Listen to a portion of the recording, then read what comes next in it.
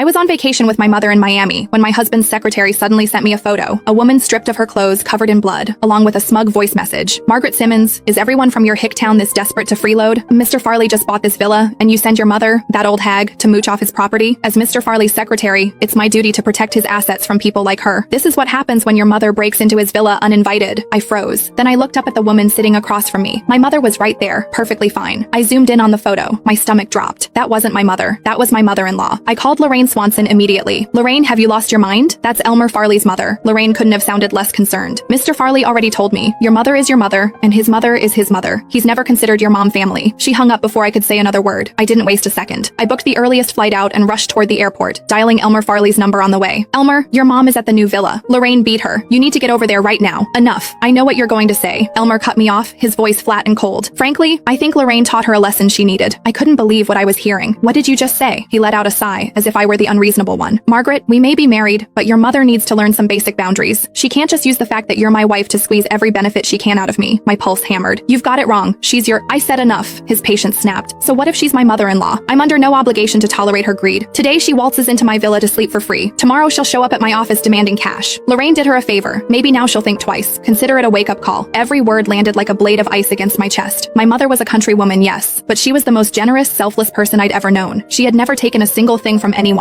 least of all from Elmer. Everything she'd ever done for him was pure giving, never asking. When Elmer was scraping together funds to launch his startup, my mother handed over her entire life savings without a moment's hesitation. When she learned about his chronic stomach problems, she made nourishing soups and herbal remedies no matter how busy she was, shipping them hundreds of miles to the city. And this was the woman Elmer called greedy, a woman who had treated him like her own son, reduced in his mouth to a shameless freeloader who deserved to be beaten. Something inside me went cold. When I spoke again, my voice was quieter, stripped of urgency. Elmer, she's hurt badly. I'm telling you, send someone to get her to a hospital. After all, she raised you. That wasn't easy. He exploded. What is wrong with you, Margaret? When has your mother ever raised me? No wonder Lorraine couldn't help herself. With a daughter like you, your mother had it coming. My own mother is about to fly back from overseas. I'm planning a surprise homecoming dinner for her. I don't have time for your nonsense. The line went dead. On the way to the airport, I saw that Elmer had posted on social media. Just one line. Mom's coming home. I can finally be the son she deserves. I tapped the like button in silence. A quiet curiosity stirred in my chest. When he found out it was his own mother, Lorraine had beaten half to death. What would this devoted son do then? By evening, I arrived at Elmer's hilltop villa. The villa's courtyard was overflowing with flowers and balloons, and a grand golden arch stood at the center, emblazoned with bold lettering. Welcome home, dear mother. Beneath the arch, every friend and relative of the Farley family had gathered. When they saw me arrive, a strange, complicated expression crossed each of their faces. I stepped into the courtyard and froze. There, in the corner, lay a body draped in a white sheet, every muscle in my body locked up. Before I could speak, Lorraine stepped forward, putting on a pitiful expression as she addressed me. Margaret, I only meant to teach your mother a small lesson.